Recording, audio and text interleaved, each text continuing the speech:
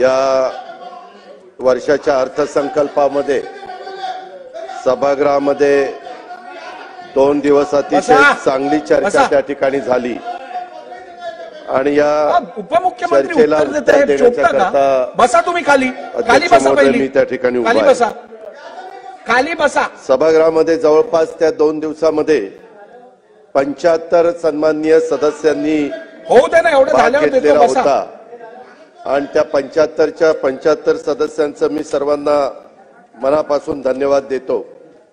त्यामध्ये त्यांचं नाव जरी वाचलं तर त्याच्या आधी सन्माननीय सदस्य मी म्हटलं असं गृहीत धरा।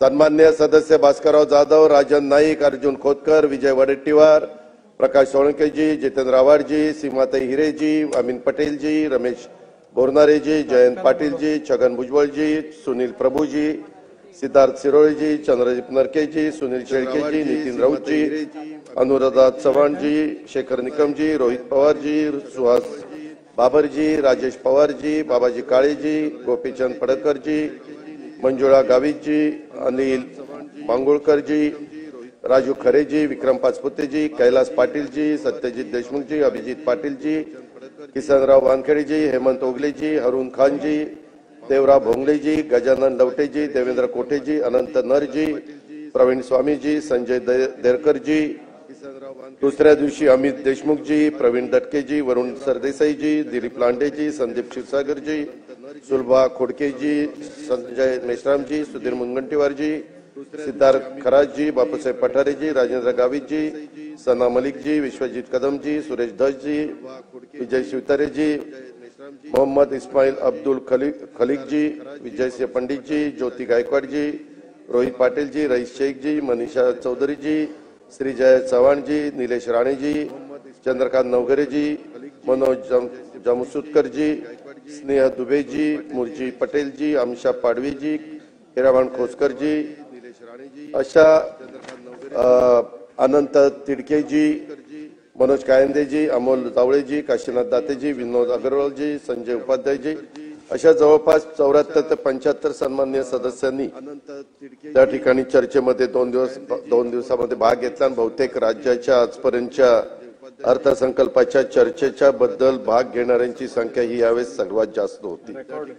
अध्यक्ष महोदय, काही सन्माननीय सदस्यांनी मी फार बारकाईनं ऐकत होतो की अर्थसंकल्पाच्या अनुषंगाने महत्वाच्या त्यांनी काही सूचना राज्याच्या हिताच्या दृष्टीने केलेल्या आहेत। काहींनी मतदारसंघातल्या देखील आपल्या समस्या या अर्थसंकल्पाच्या चर्चेच्या निमित्तानं मांडण्याचा प्रयत्न केलाय, परंतु सर्व सन्माननीय सदस्यांची निश्चितपणे सरकार म्हणून, विभागाचा मंत्री म्हणून आम्ही त्यांच्या मागण्यांची नोंद घेतलेली आहे आणि त्यावर योग्य ती कारवाई करण्याचा देखील सरकारचा, आमचा विभागाचा त्या ठिकाणी प्रयत्न राहणार आहे। प्रिंट आणि इलेक्ट्रॉनिक मीडियाने देखील अर्थसंकल्पाची दखल घेतलेली आपण पाहिली आणि वेगवेगळ्या पद्धतीनं त्यांनी अर्थसंकल्पाचं विश्लेषण केलेलं देखील अर्थसंकल्प मांडल्यानंतर अध्यक्ष महोदय त्या ठिकाणी आपल्या सगळ्यांच्या ऐकण्यामध्ये, पाहण्यामध्ये आलेलं आहे। हे विश्लेषण अर्थात आमच्यासाठी, सरकारसाठी, माझ्यासाठी, विभागासाठी उपयुक्त असंच होतं आणि त्याच्यामुळे या सगळ्या घटकांना मी त्याच्याबद्दल धन्यवाद देतो आणि विशेषतः अनेक राजकीय व्यक्तींनी देखील आपण जर पाहिलं तर त्याच्यामध्ये कृषी असेल, उद्योग असेल, सेवा असेल, शिक्षण असेल आणि इतरही वेगवेगळ्या क्षेत्रातील तज्ञांनी पण अर्थसंकल्पाची दखल घेतलेली हा अर्थसंकल्प मांडल्यानंतर आपण सगळ्यांनी पाहिलेल्यानं आपली प्रतिक्रिया देखील व्यक्त केलेल्या आहेत। त्यांनाही मी धन्यवाद देतो, कारण कुठलाही अर्थसंकल्प मांडल्यानंतर दोन्ही बाजूंनी बोललं जातं, कोणी चांगलं त्याला म्हणतं, विरोधक त्याच्यावर टीका करत असतात।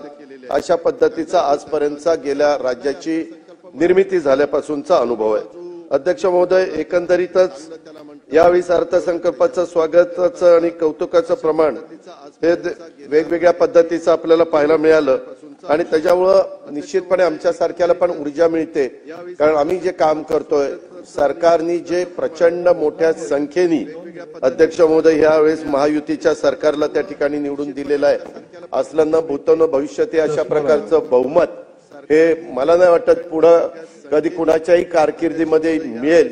अशा पद्धतीचं बहुमत महायुतीच्या सरकारनं महाराष्ट्रातल्या जनतेने दिलं, त्याबद्दल मी जनतेचं पण मनापासून आभार मानतो, मतदारांचे आभार मानतो, त्यांना धन्यवाद देतो।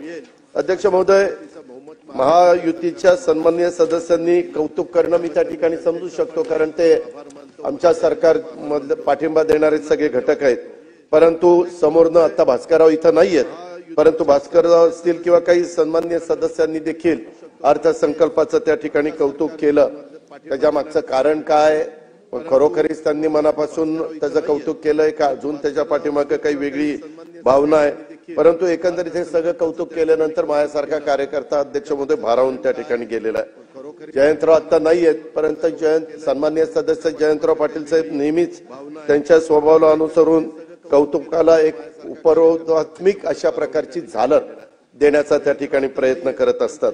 आणि आज ते नाही आहेत, त्याच्यामुळं आता रोहित इथं दिसतोय, एकच दिसतोय, आज तर कोणी दिसतच नाही. बापूसाहेब आहेत, राजू खरेजी आहेत, अभिजित आहेत, ठीक आहे, आहेत थोडेसे आहेत. मंत्रिमंडळात त्यांनी बोलत असताना अध्यक्ष महोदय तुम्ही ऐकलं असेल, सभासदांनी ऐकलं की आता सगळ्या मंत्र्यांना अजित पवारांना शरण त्या ठिकाणी गेल्याशिवाय त्यांना पर्याय नाही.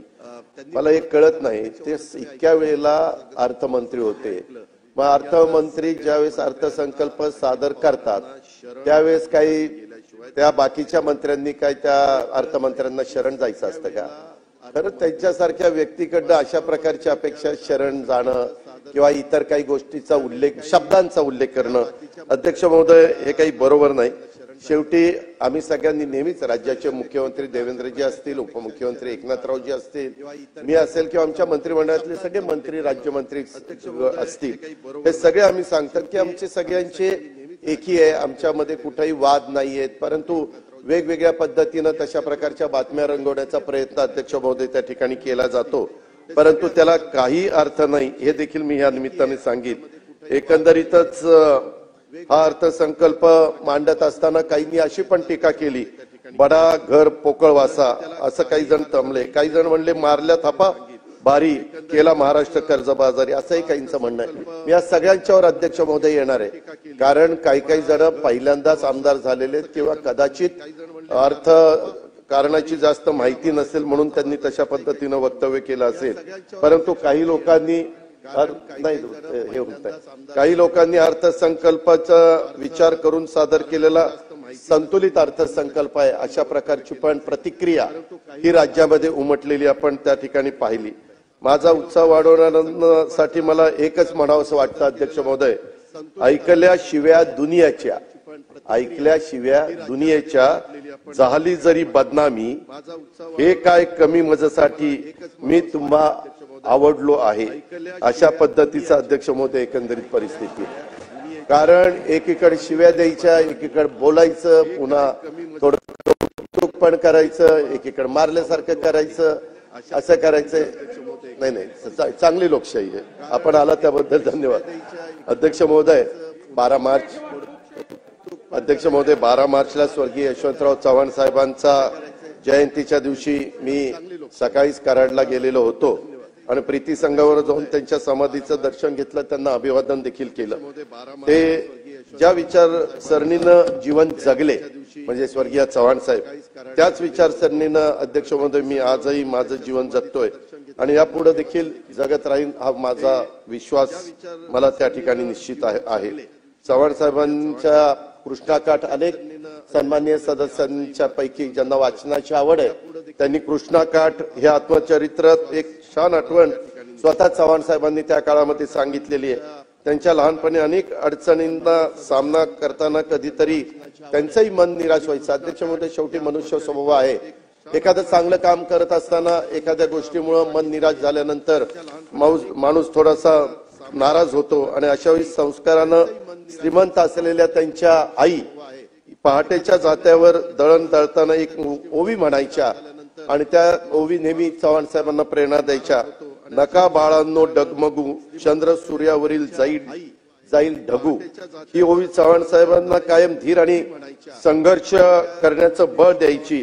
अध्यक्ष महोदय, जगाची किंवा देशाची अर्थव्यवस्थेचा विचार केला तर वर्षभरामध्ये आपण नीटपणे माहिती घ्या, त्याच्यामध्ये आर्थिक वृद्धीचा दरामध्ये मोठ्या प्रमाणावर त्या ठिकाणी घट होण्याचा कल दिसून येत आहे.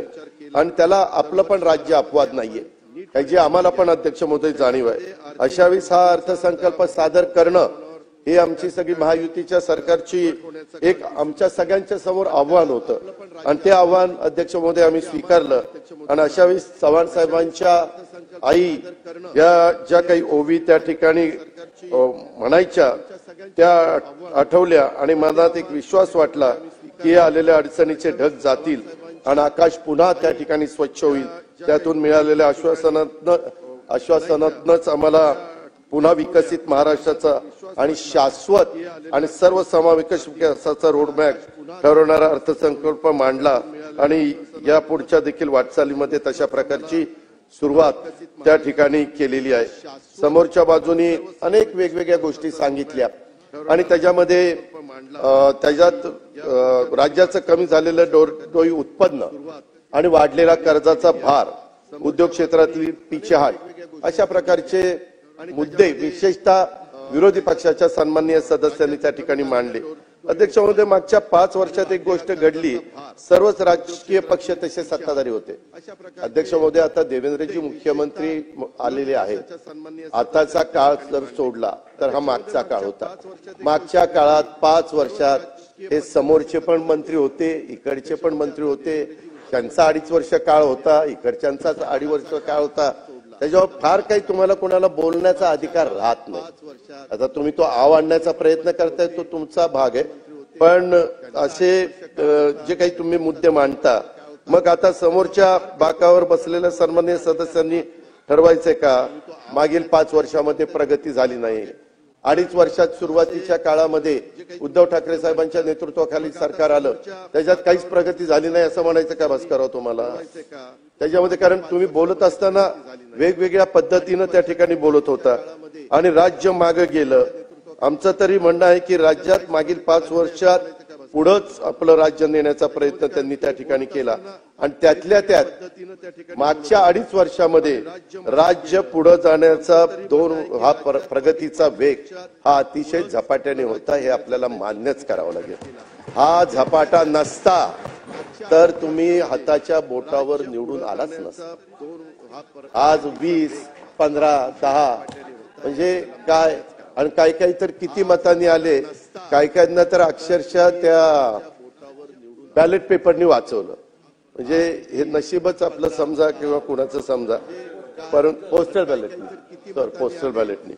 अध्यक्ष महोदय, तुम्ही काही काळ सत्तेत होता, तुमचं श्रेय नाकारण्याची माझी वृत्ती अजिबात त्या ठिकाणी नाही, कारण मी पण तुमच्या बरोबर होतो.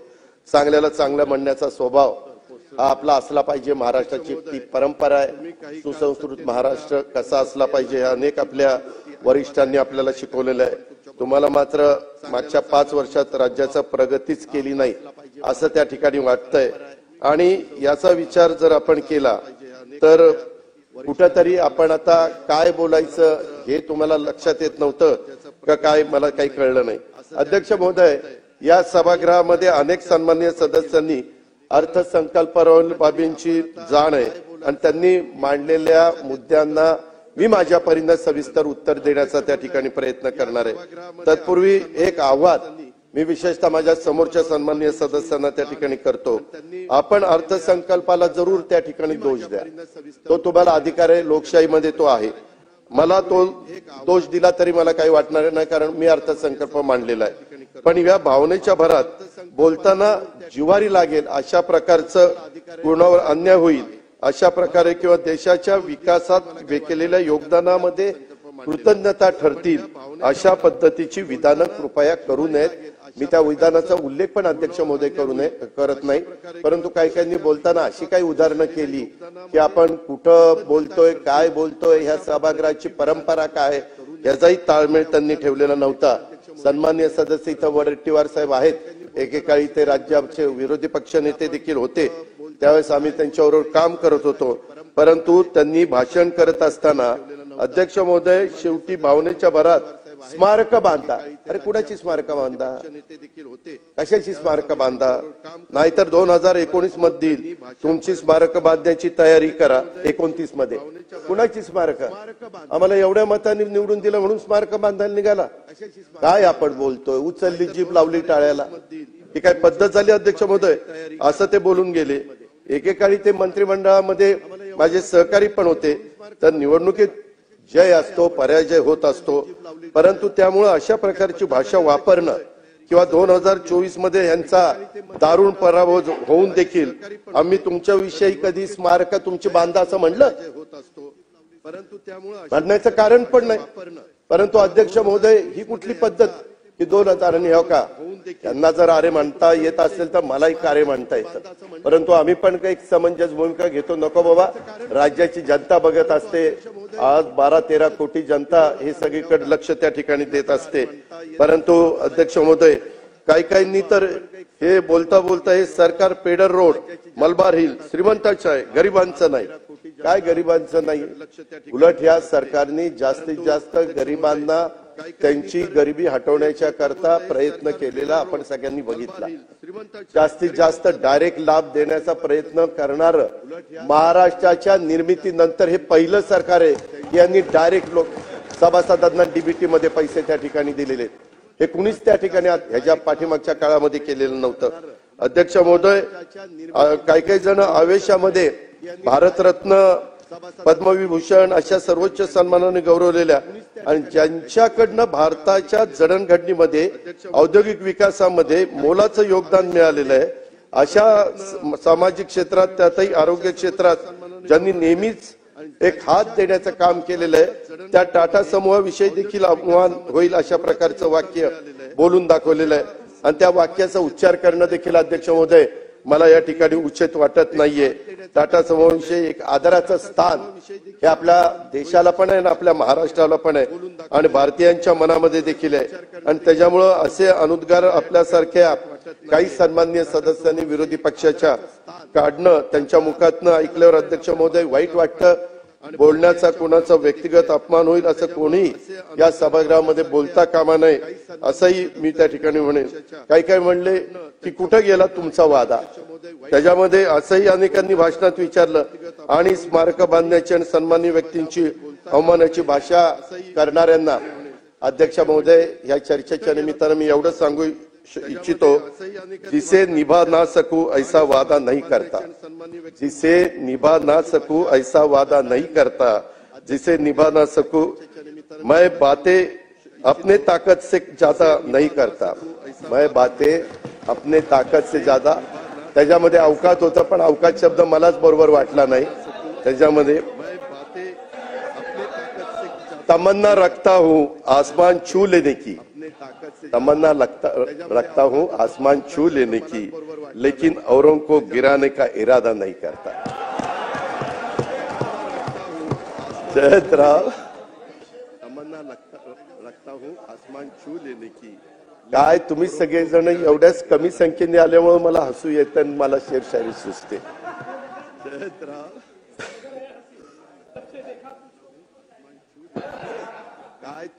या अर्थसंकल्पात मागील काही वर्षांमधल्या योजना बंद केल्याचा प्रसार माध्यम पण अध्यक्ष महोदय सातत्याने दाखवतात आणि सभागृहातल्या पण काही सदस्यांनी त्याच्याबद्दलचा उल्लेख त्या ठिकाणी केला. मला अध्यक्ष महोदय या निमित्तानं सांगायचंय, काही योजना या त्यावेळेस उद्भवलेल्या परिस्थितीनुसार केल्या जातात. आता मागच्या काळामध्ये करोना होता. करोनाच्या काळामध्ये काही वेळेस अर्थव्यवस्थेला बळकटीकरण करण्याच्या करता काही योजना आणलेल्या होत्या. करोनाचा काळ गेल्यानंतर त्या आपण लागू करत नाही, नंतर त्या ठिकाणी थांबवतो. सर्वच योजनांचं वेळोवेळी पुनर्विलोकन होत असतं आणि ज्या योजना कालबाह्य ठरतात त्या अध्यक्ष महोदय बंद पण केल्या जातात. कधी कधी आम्ही असंही करतो, समजा आमची राज्य सरकारची योजना आहे आणि साधारण तशाच पद्धतीनं दुसरी योजना केंद्राने आणली, तर केंद्राची योजना आल्यानंतर केंद्राचा जर निधी आपल्या राज्याला जास्तीचा मिळवून घेण्याची ताकद त्या राज्य सरकारमध्ये असेल तर आपली योजना बंद करून त्या योजनेचा निधी दुसरीकडे पण अध्यक्ष महोदय त्या ठिकाणी डायव्हर्ट करता येतो. आणि त्याच्यामुळं या पद्धतीनं लाभ देणाऱ्या ज्या योजना असतात, नवीन योजना असतात, डबल योजना ही नसावी, केंद्राची पण आणि राज्याची पण.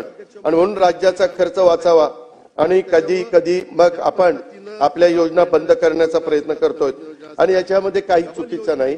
आजपर्यंत अनेकांनी राज्य कारभार करत असताना कधी कधी काही जुन्या योजना बंद केल्या, नवीन योजना आणल्या त्याचं पुनर्विलोकन केलं आणि यात काही चुकीचं असण्याचं काहीच कारण नाही। त्याच्यामुळे माझे हात जोडून समोरच्या सन्माननीय सदस्यांना विनंती आहे की याच्याबद्दल गैरसमज पसरू नका।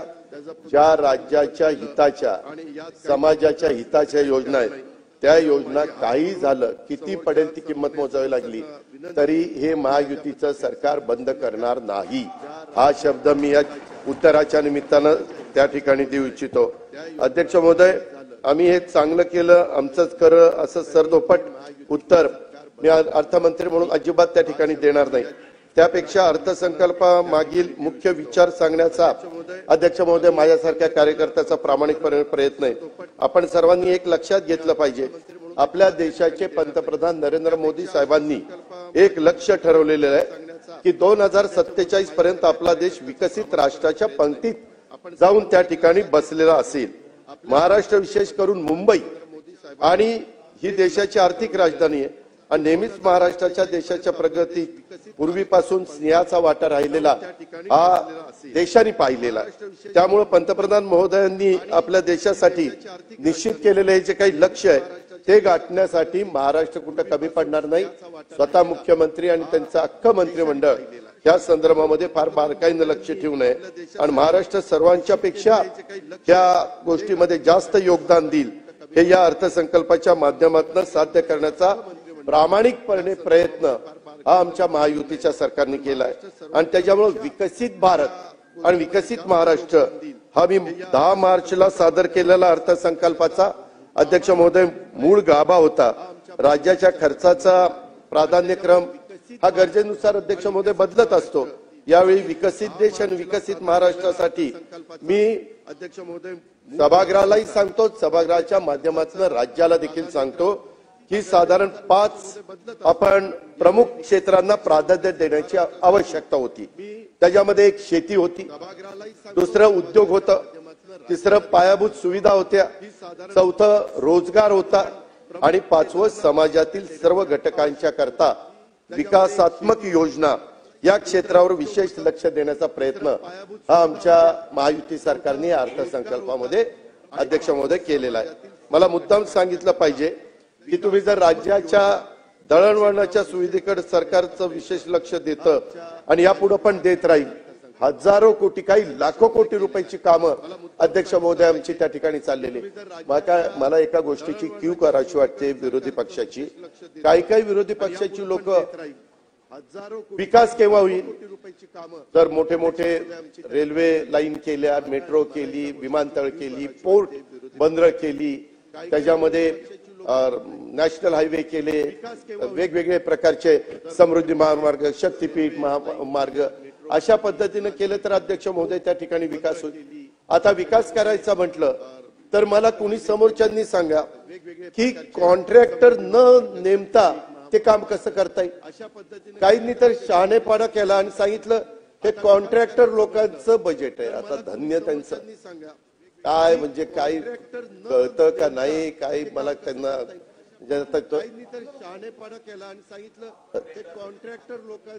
टेंडर 10 पट दिले तर दाखवा ना की बाबा हे टेंडर असं असताना 10 पट दिलंय, आम्ही त्याची चौकशी करू ना। परंतु उगीच काहीतरी कसं काय बरळतात म्हणणार नाही पण बोलतात।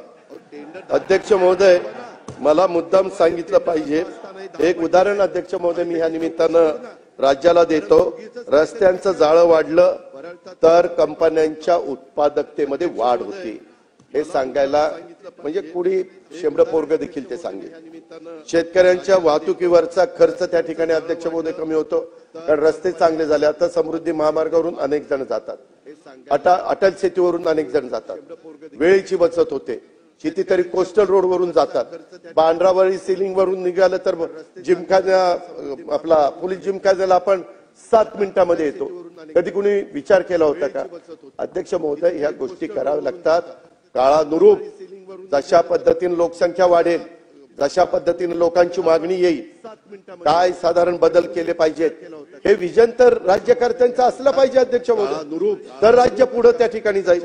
आणि तशा पद्धतीनं इंधनावरील राज्याचा देशाच्या परकीय चलनात बचत, राज्याच्या अर्थव्यवस्थेमध्ये अध्यक्ष महोदय वाढ त्या ठिकाणी होते। मी पुढे येणार आहे की आपलं स्थूल उत्पन्न किती वाढलेलं आहे.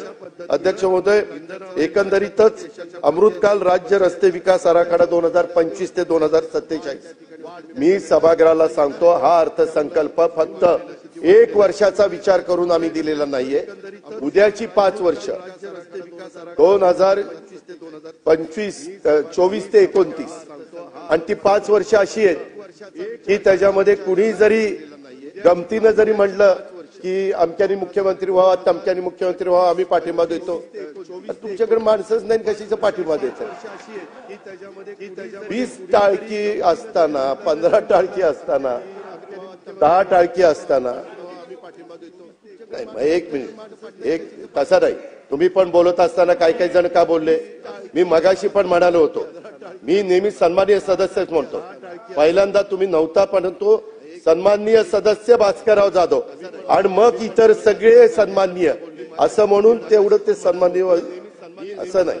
मग तुम्ही पण बोलत असताना काही पण बोलायचं मुख्य. आता हा एक तर तुम्हाला भास्करराव माहिती आहे, 5 वर्ष ह्या सरकारला ब्रह्मदेव आला तरी कोणी धक्का लावू शकत नाही.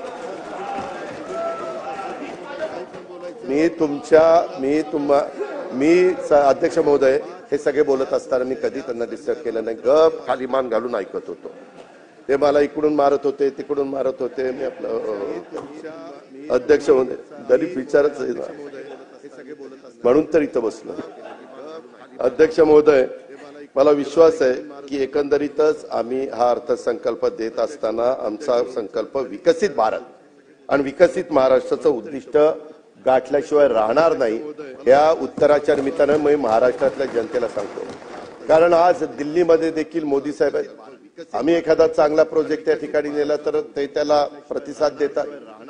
पहिलंच मूर्तिमंत उदाहरण आम्ही सगळ्या महाराष्ट्राला सांगितलं. पहिल्या कॅबिनेटला देशाचे पंतप्रधान मोदी साहेब झाल्यावर कुठला महत्वाचा निर्णय झाला तर संपूर्ण जम्मू काश्मीर कन्याकुमारी पर्यंत वाढवण बंदर मंजूर केलं.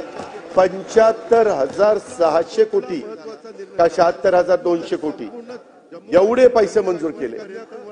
हा चेष्टा आहे अध्यक्ष महोदय. अशा पद्धतीनं हे सगळं काम चाललंय.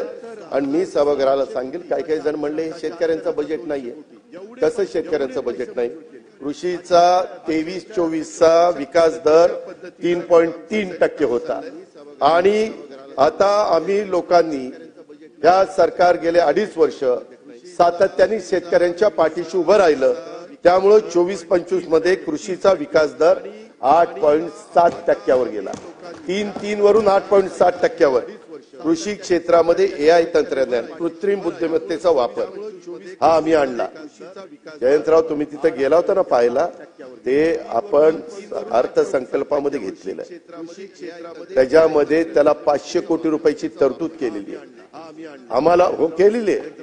आम्हालाही कळतं की उद्याच्याला ह्या राज्य कृषीप्रधान राज्य आहे आणि त्याच्यामुळे जलयुक्त शिवार असेल, एक तालुका एक बाजारपेठ असेल, कृत्रिम बुद्धिमत्तेचा वापर करून आपल्या शेतकऱ्यांचं उत्पादन कसं वाढेल, त्यांचं खताचं प्रमाण कसं कमी होईल, त्यांचं पाण्याच्या मध्ये बचत कशी होईल, याच्या संदर्भामध्ये महाराष्ट्र सिंचन सुधारणा कार्यक्रम, बांबू लागवडीचा कार्यक्रम, मराठवाड्यातल्या आमच्या शेतकऱ्यांच्यासाठी मराठवाडा वॉटर ग्रीड सारखा कार्यक्रम, या तरतुदी कुणाकरता केल्या? शेतकऱ्यांच्या करता केल्या.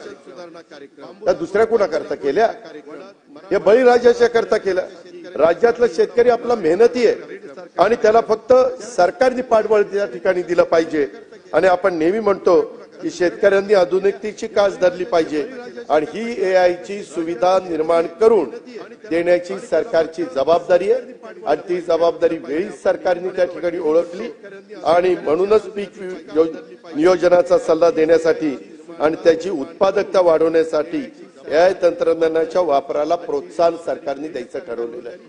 अध्यक्ष महोदय, मी विश्वासाने सांगतो की AI तंत्रज्ञान येणाऱ्या काळात कृषी क्षेत्राला नवी संजीवनी त्या ठिकाणी देईल आणि त्यातून महाराष्ट्राचा शेतकरी हा निश्चितपणे त्या ठिकाणी समृद्ध होईल. अध्यक्ष महोदय, इथं सभागृहात बसणाऱ्या काही शेतकऱ्यांनी जाऊन बघितलेलं आहे. पहिलं ते ऊसाचं टनेज होतं 60-70, 100 टनाच्या पुढे जयंतराव गेलं की नाही टनेज. आज टनेज वाढल्यानंतर त्याचा डायरेक्ट इनडायरेक्ट फायदा शेतकऱ्यालाच अध्यक्ष महोदय होणार आहे। म्हणजे 100च्या पुढे पार 145 बरोबर आहे, पण सांगताना एकदम 145 म्हणल्यानंतर ते म्हणतील आहे ना दिवसा बोलतोय का रात्री बोलतोय, म्हणून म्हणलं 100च्या पुढे हे तुम्हाला माहिती आहे, बाकीच्यांना नाही ना माहिती।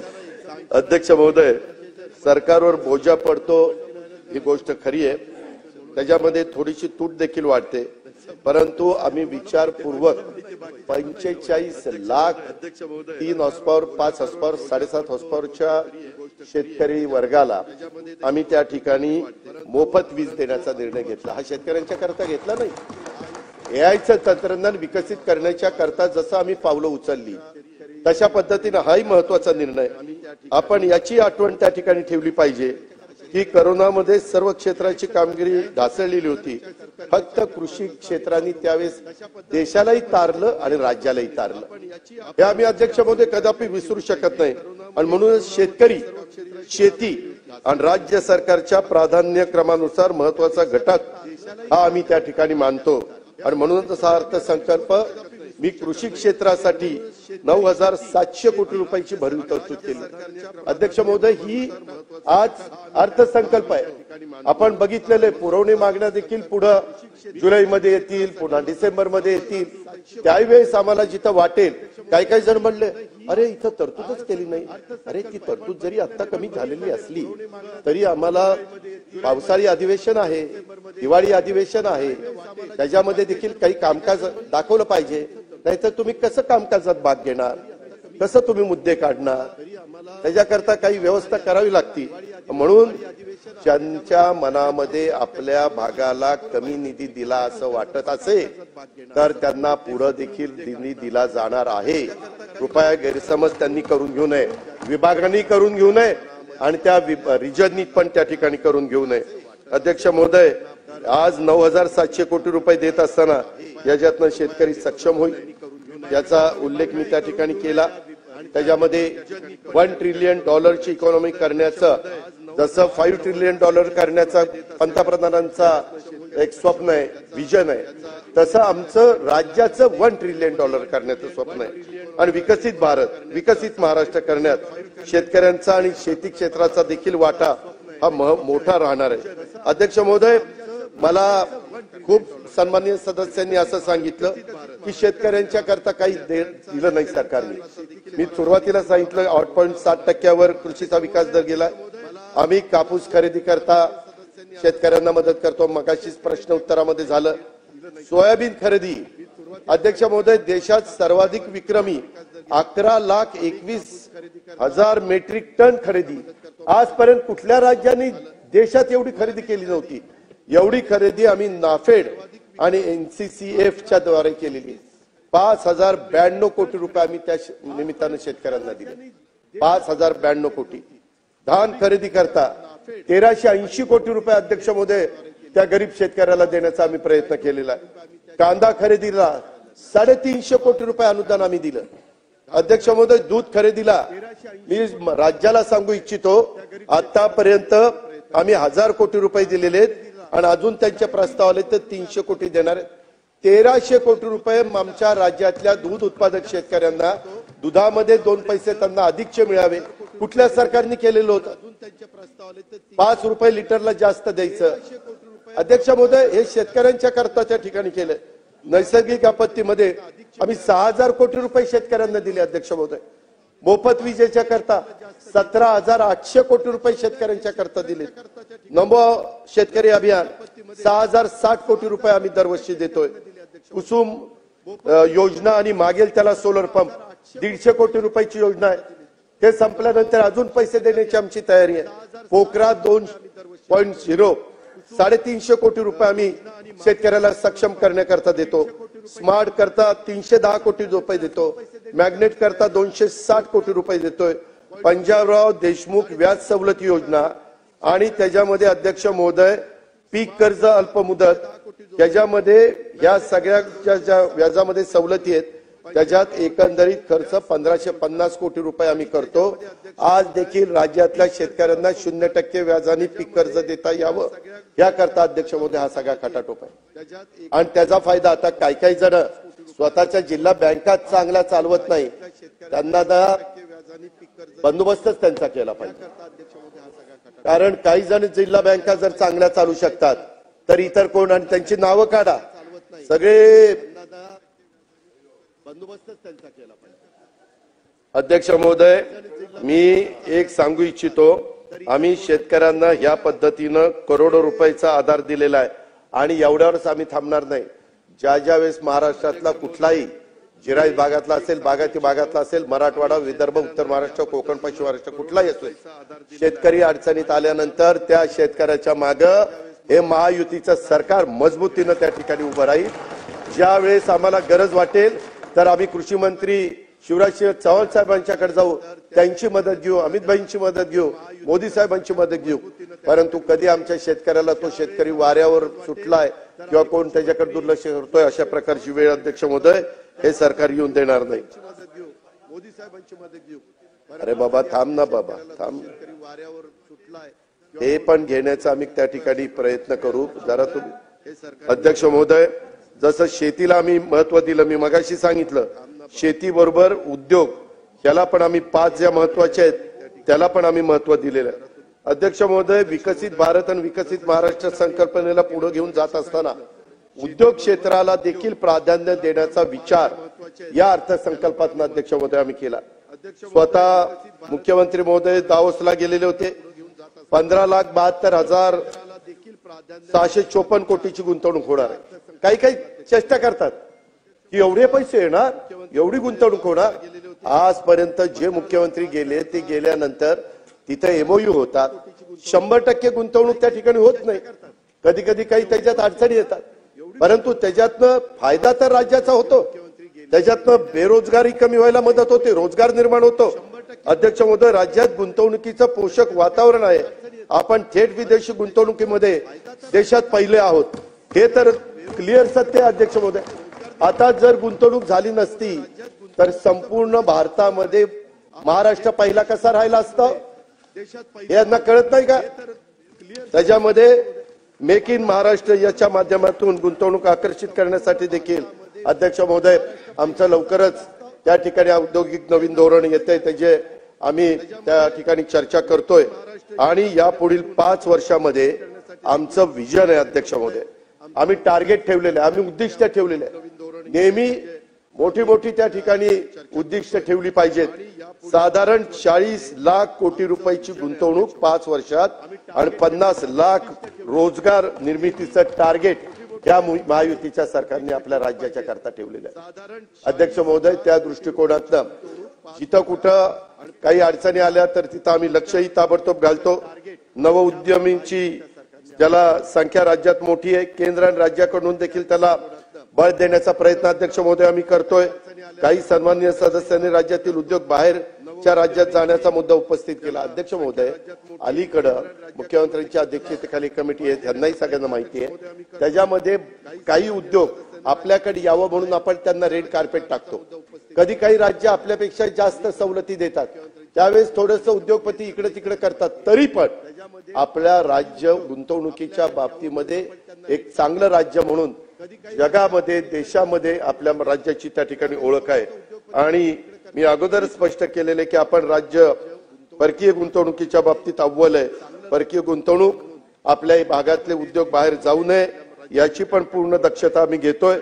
त्यामुळं कुणी अधिक चिंता करण्याचं कारण नाही. पण विरोधकांच्याही लक्षात एखादी गोष्ट गंभीर आली आणि ती राज्याच्या हिताची असली तर केव्हाही तुम्ही मुख्यमंत्र्यांना आम्हाला कोणाला सांगा, आम्ही ताबडतोब ते राज्याचं हित म्हणून त्याच्यात विरोधाला विरोध न करता राज्याचं भलं होत असताना आम्ही त्याच्यामध्ये पॉझिटिव्हच विचार त्या ठिकाणी करू.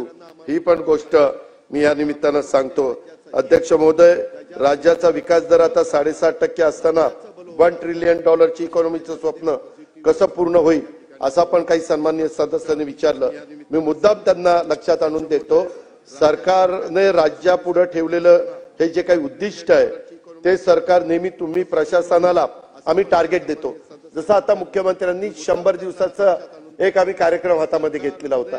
तो कार्यक्रम हातामध्ये घेतला म्हणून प्रशासन कामाला लागलं, त्यांच्या स्पर्धा लावली, त्याच्यामुळे चढाओढ सुरुवात झाली.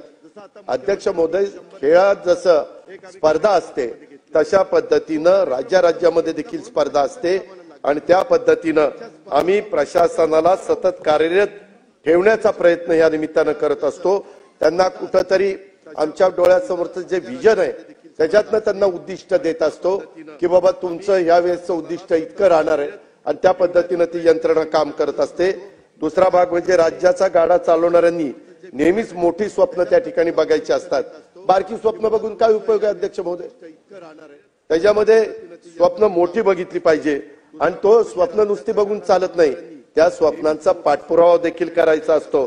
सर्वात महत्वाचं म्हणजे अध्यक्ष महोदय ह्याच्याकरता राजकीय इच्छाशक्ती पूर्ण ताकदीने उभी करायची असते आणि ती राजकीय शक्ती पूर्ण ताकदीने उभी करण्याची ताकद या महायुतीच्या सरकारमध्ये आहे। हे राज्याच्या आर्थिक सर्वेक्षणाच्या अहवाल आपल्याकडे सर्वांच्याकडे तो आलेला आहे। महाराष्ट्राचा जीएसडीपी त्यामध्ये वाढीचा दर सरासरी 12% आसपास आहे। मागील 5 वर्षामध्ये मला सभागृहाला सांगायचं की जवळपास 20 लाख कोटींनी व्याजामध्ये वाढ झालेली आहे।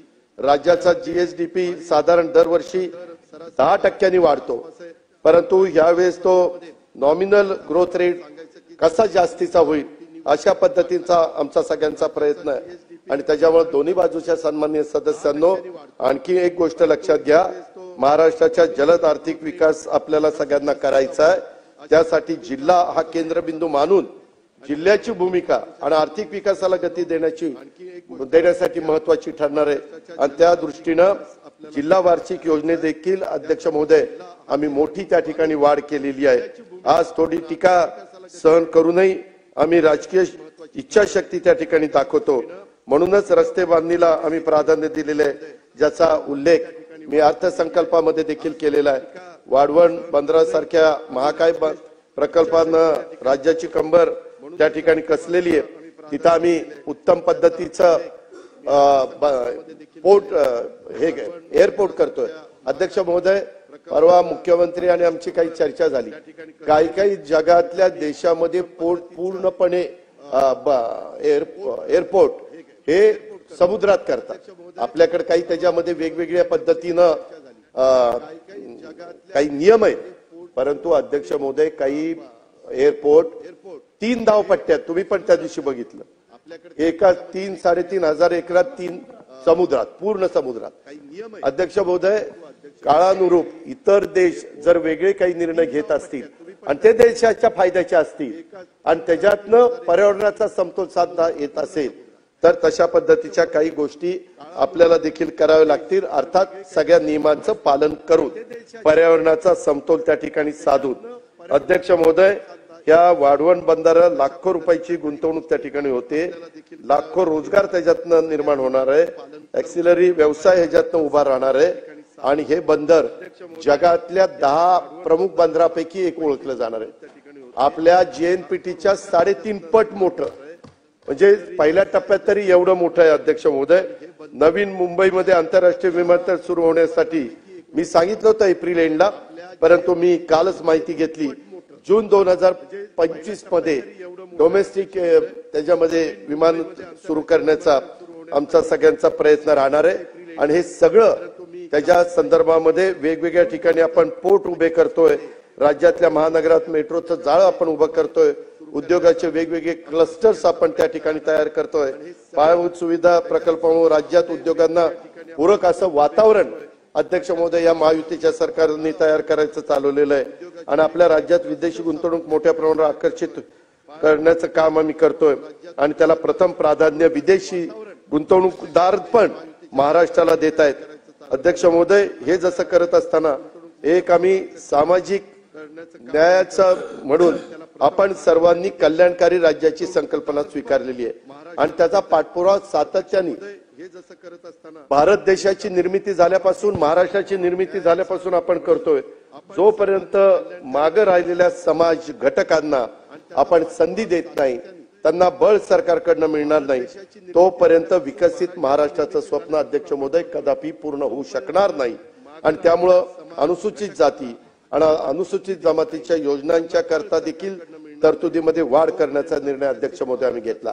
मी पेपरला वाचतो, टीव्हीला बातम्या येतात, इथं आमचं कमी केलं कमी अजिबात तसं झालेलं नाही। अनुसूचित जाती अनुसूचित जमातीच्या उपाययोजनेंना 40% वाढ आम्ही प्रस्तावित केलेली आहे. इतर मागासवर्ग, विमुक्त जाती, भटक्या जमाती, विशेष मागास प्रवर्गातील समाज, धनगर, अपंग, अल्पसंख्याक यासाठी देखील भरीव तरतूद अध्यक्ष महोदय आपण केलेली आहे.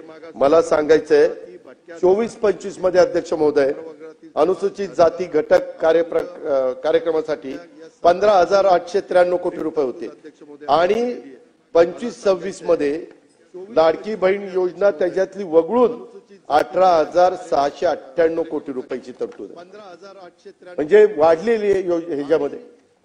कारण नसताना त्याच्यात वाढ तर 18%, त्याच्यात सगळी मिळून बघितली तर 42%, अनुसूचित जमातीमध्ये 19% वाढ आहे ते लाडक्या बहिणीची यादी वगळून आणि सगळी धरून 40% वाढ आहे.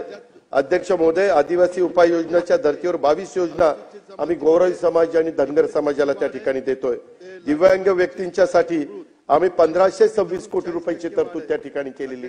मी मगाशी जे सांगितलं की आम्ही राज्यांनी संकल्पना स्वीकारलेली आहे की समाजातला जो घटक गरीब आहे त्याला इतरांच्या बरोबर आणण्याचं काम करायचंय. या पद्धतीने अध्यक्ष महोदय आम्ही पुढे चाललोय. त्यावेळेस लाडक्या बहिणीनं त्यांना इतकं सारखं लाडक्या बहिणीच्या बद्दल बोलत होते की अजून लाडकी बहीण यांच्या मनामध्ये अशी ठाण मांडून बसलेली आहे. आता ती लाडकी बहीण आमची आहे त्याच्यामुळे तुम्ही दोडके झाला आणि तिकडे बसला.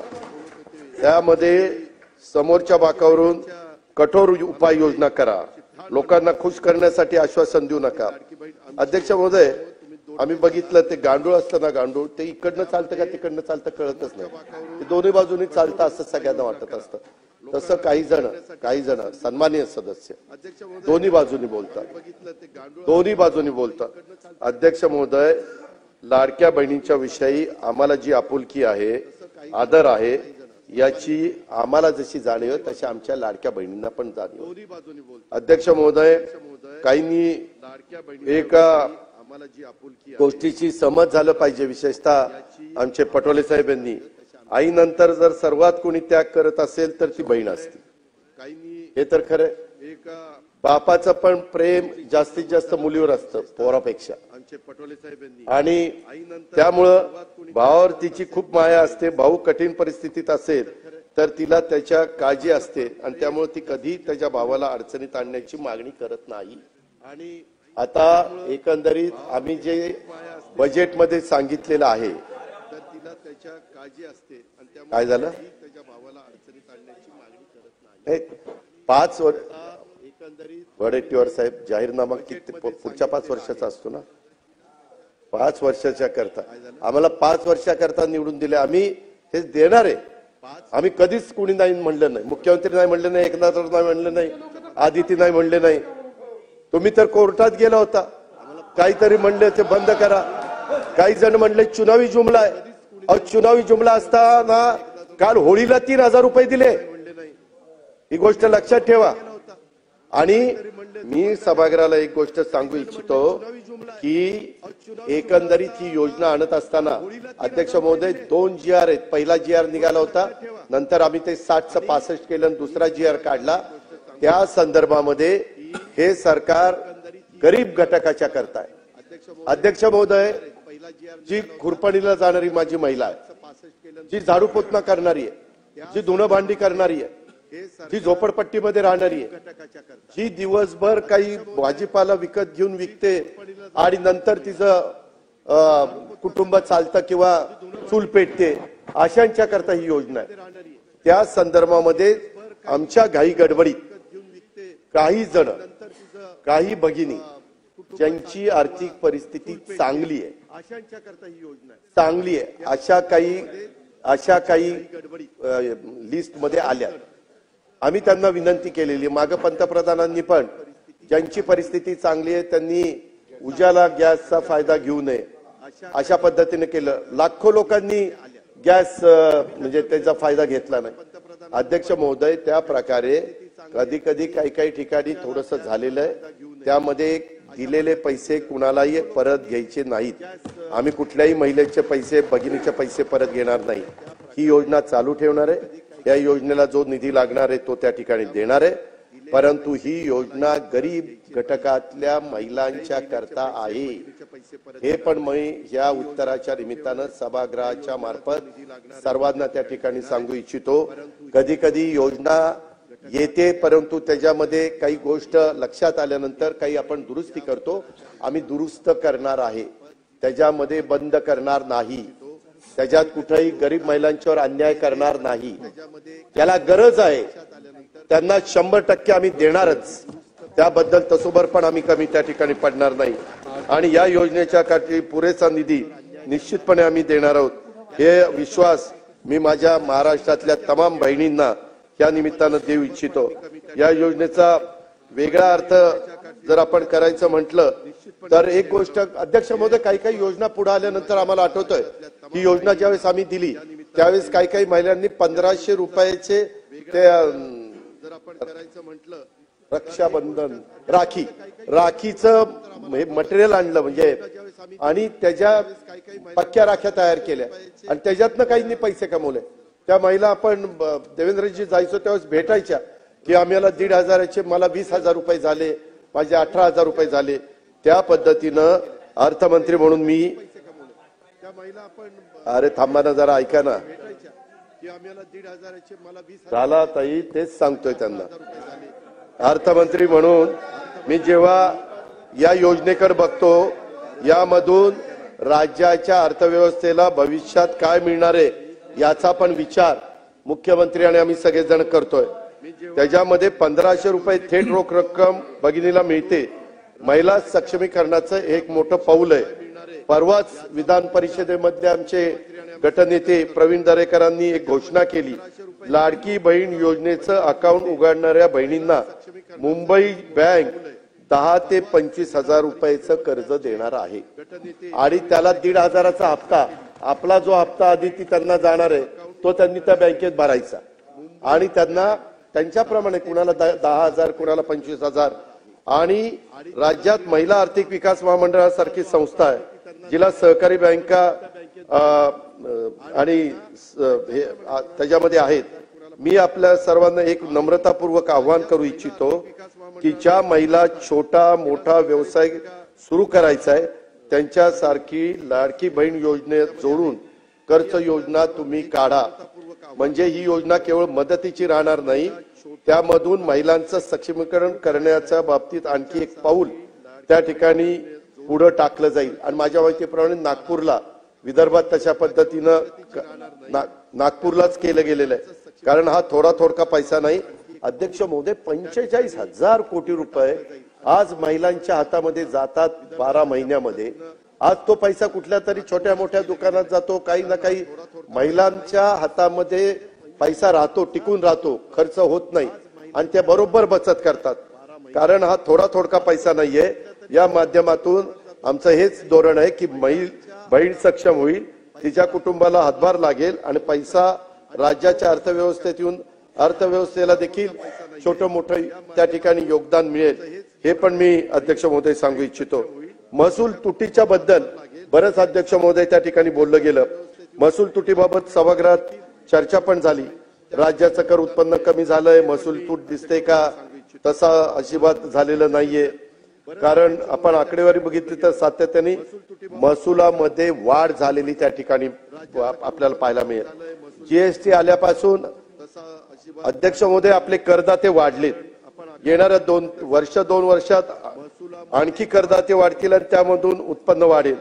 मला सभागृहाला सांगायचंय 24-25 मध्ये 3,28,000 कोटी एवढा जीएसटी, एसजीएसटी, सीजीएसटी, आयजीएसटी जमा केला होता। मागील वर्षाच्या तुलनेने त्याच्यामध्ये वाढ झालेली आहे 12%। महाराष्ट्रात जमा होणारी देश पातळीचा जीएसटीचा वाटा हा देशात जेवढा जीएसटी गोळा होतो त्याचा 16% जीएसटी एकट्या महाराष्ट्रात गोळा होतो आणि हे फार महत्वाचं आहे। 24-25 मध्ये आपण 95.20% महसूल जमा केला। अध्यक्ष महोदय यावेळेस आम्ही टार्गेट ठेवलेलं आहे 25-26 मध्ये 100% महसूल जमा कसा होईल आणि तोच करण्याच्या करता आम्ही नियोजनबद्ध पद्धतीनं त्या ठिकाणी कामाला लागलेलो आहे। मला या निमित्तानं सभागृहाला सांगायचंय की मागील 15 वर्षात साधारण महसुली तुटीची टक्केवारी ही 1%च्या आतच आपली राहिलेली आहे। त्याच्यामध्ये 14-15 अध्यक्ष महोदय जर तुम्ही बघितलं ज्यावेळेस निवडणुकीचा काळ होता त्यावेळेस आता 14-15 मध्ये 17,79,138 स्थूल राज्याचं उत्पन्न होतं ते आता त्यावेळेस महसुली तूट 12,138 कोटीची होती म्हणजे 0.68%. पुन्हा 19-20 मध्ये तसंच झालं स्थूल उत्पन्न झालं 26,56,000चं आणि तूट झाली 17,000ची 0.64. आपण करोनामध्ये 26,56,000चं स्थूल उत्पन्न होतं 26,10,000चं आणि तूट होती 1.58ची 41,000 कोटीची. अध्यक्ष महोदय आता हे सांगतायत ना 49,39,355 कोटी रुपये आपलं स्थूल उत्पन्न आहे. तूट त्या तुलनेत फक्त 45,891 आहे.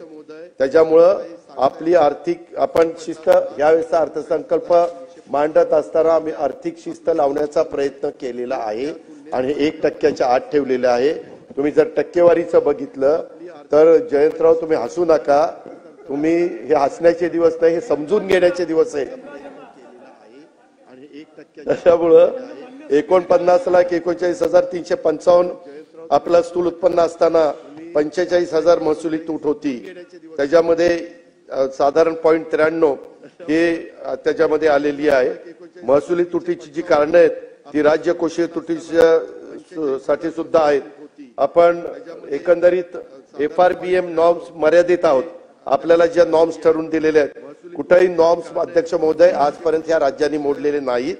25-26 मध्ये अंदाजित राजकोषीय तूट 1,36,235 कोटी रुपये ती 2.74% म्हणजे 3%च्या आतमध्ये. आणि मी सभागृहाला सांगू इच्छितो ओरिसा, महाराष्ट्र आणि गुजरात हे तीनच राज्य या 3%च्या आतमध्ये.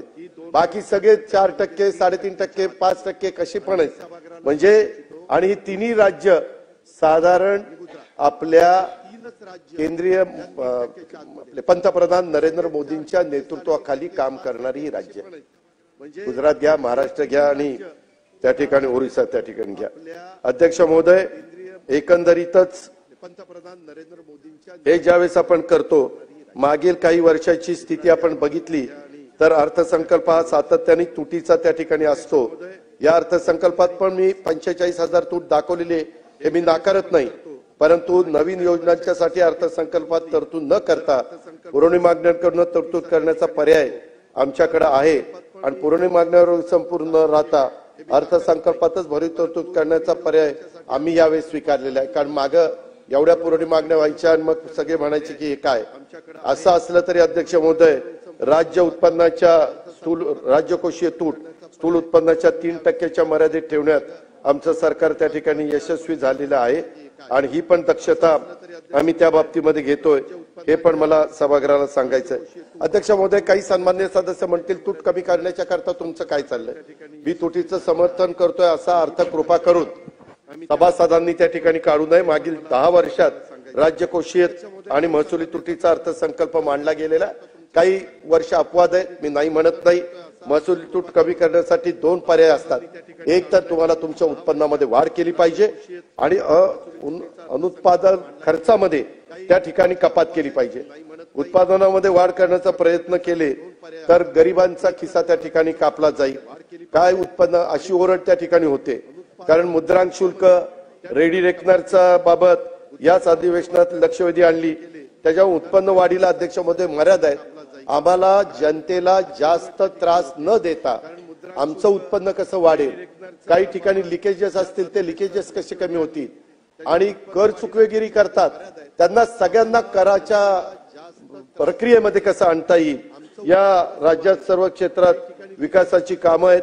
महाकाय प्रकल्प त्या ठिकाणी आपण करतोय. विकास चक्राला गती देण्यात मोठ्या प्रमाणावर गुंतवणूक अध्यक्ष महोदय त्या ठिकाणी करावी लागते. राज्याच्या चांगल्या भविष्यासाठी नॉर्म्स मर्यादित राहून या आव्हानांचं सरकार यशस्वीपणे त्या ठिकाणी सामना करते.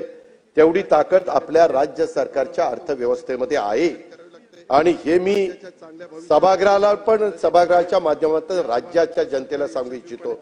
अर्थव्यवस्थेचं आकारमान वाढल्यानंतर कर उत्पन्न वाढून राज्याची अर्थव्यवस्था आपली मजबूत होईल.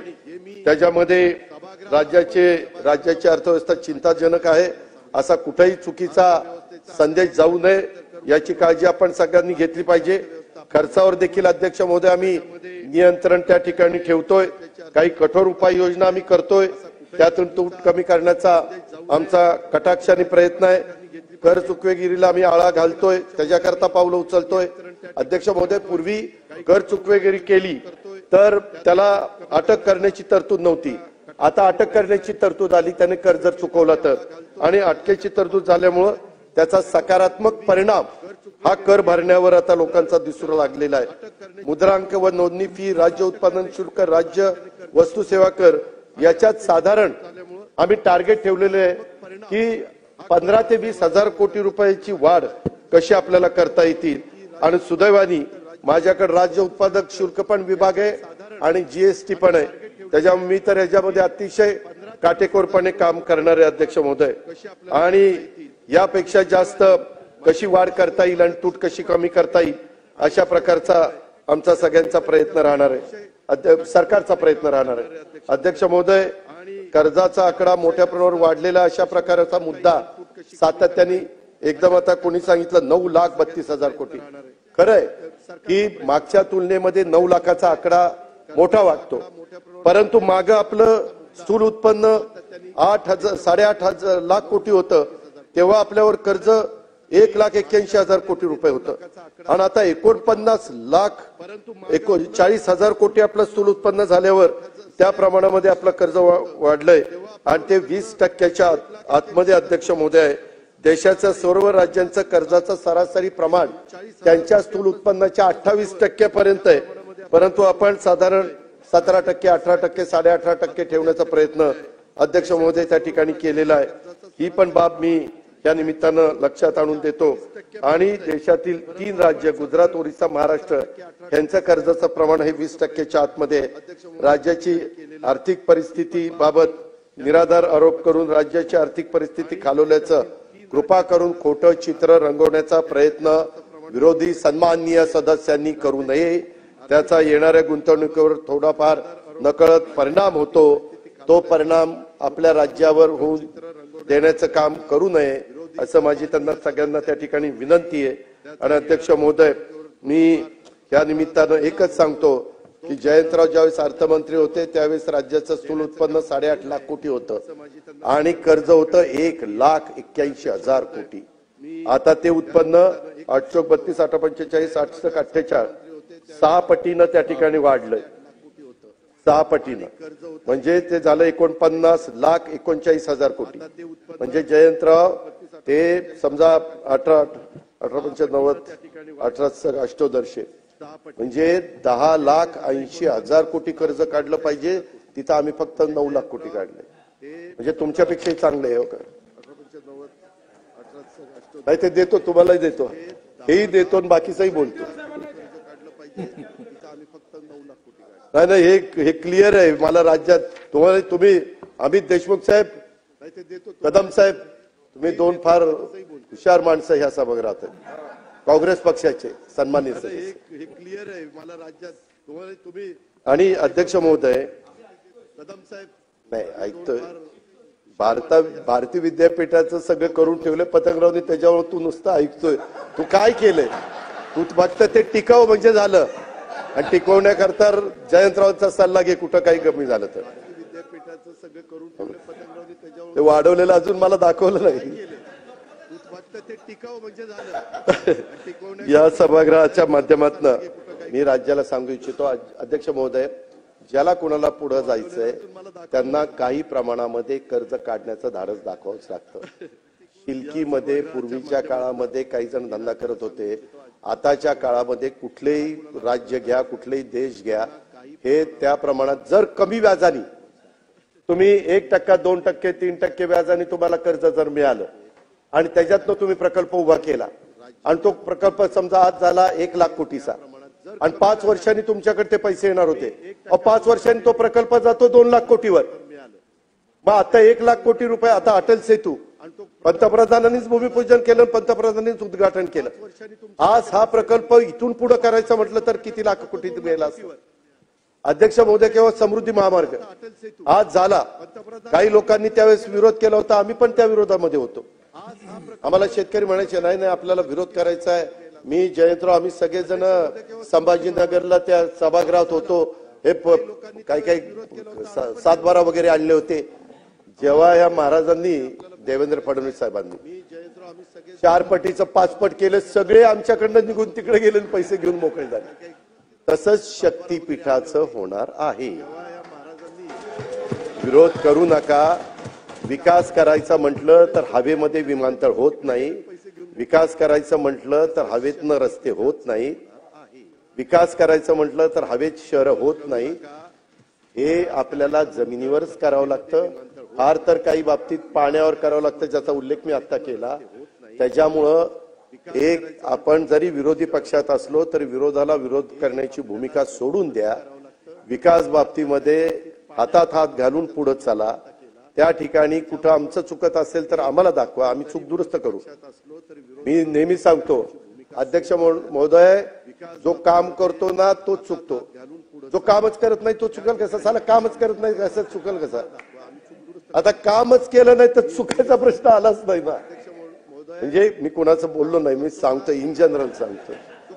अध्यक्ष महोदय, एकंदरीतच मला सगळ्यांना सांगायचं, आता एक फॅमिली असती, ते घर घ्यायला देखील फ्लॅट विकत घेतात आणि कर्ज काढून घर करतात, कर्ज काढून कार विकत घेतात, परंतु त्यांच्या असणाऱ्या उत्पन्नातनं दरवर्षी त्यांचं रिपेमेंट करत असतात. घर घ्यायला देखील फ्लॅट विकत घेतात. त्यांनी जर ठरवलं नवीन फॅमिलीनं की बाबा मी आता नोकरी लागली, ज्यावेळेस माझी गाडीची पूर्ण किंमत एक 20 लाखाची आहे ती साठल्यावर आणि माझं घर 80 लाखाचं आहे ते साठल्यावर मी ती फार म्हातारा होईल. 1 कोटी साठायला आणि त्याची किंमत ते 1 लाखाची किंमत होईल जवळपास 5 वर्षामध्ये. अध्यक्ष महोदय, किंमत दुप्पट होती. गणित आहे. 5 वर्षात दुप्पट होती, 10 वर्षात चौपट होती. त्याच्यामुळं असं काही घाबरून जाण्याचं कारण नाही. कुठं काही चुकत असेल तर आपल्या सुपीक कल्पना काही असेल तर ती सांगा, ती आत्मसात त्या ठिकाणी करू. सुपीक डोक्यातनं तयार झालेली कल्पना. आणि आणखी कुठं काही चुकत असेल तर आपल्या काय कल्पना काही असेल तर ती सांगा, ती आत्मसात सातारा झाल्यावर ते डोक्यातनं तयार झालेली कल्पना. सरकारने पायाभूत सुविधांच्या निर्मितीला प्राधान्य दिलेलं आहे. त्याच्यातनं आमचा रोजगार निर्मिती करण्याचा प्रयत्न आहे, उत्पादनामध्ये वाढ करण्याचा प्रयत्न आहे. त्याच्यातून अर्थव्यवस्थेला अध्यक्ष महोदय त्या ठिकाणी चालना देण्याचा प्रयत्न आहे. हे पण मी सभागृहाला या निमित्तानं सांगू इच्छितो. आणि मी हे पण सांगतो, सर्व नियमांचं मर्यादेचं पालन करून महाराष्ट्राचे सर्व जनतेने आम्ही खात्री बाळगावी. मी आपल्याला एक गोष्ट जरूर सांगतो, त्या कर्जाचं प्रमाण किती असावं, केंद्र शासनाने काही नियम केलेले आहेत, त्या नियमात घालून दिलेल्या मर्यादेतच कर्ज घ्यावं लागतं. या मर्यादेत कर्ज घेतलं तरच राज्याचं पतमानांकन टिकून राहतं. नाहीतर अध्यक्ष महोदय कर्जच कोणी देत नाही. तुम्हाला परवानगी असेल तरच कर्ज मिळतं. आणखी एक गोष्ट मी सभागृहाला मुद्दाम सांगतो, कर्जांच्या निव्वळ आकड्यांच्या पेक्षा कर्जफेड करण्याची राज्याची क्षमता आहे का? कर्जाचा वापर 2 गोष्टी विचारात होण्याची आवश्यकता आहे. ते म्हणजे भांडवली खर्च आणि गुंतवणुकीत वाढ करण्यासाठी केलेला. त्यामुळे आम्ही महसुलात अनुषंगाने वाढ करण्याचा प्रयत्न करतोय.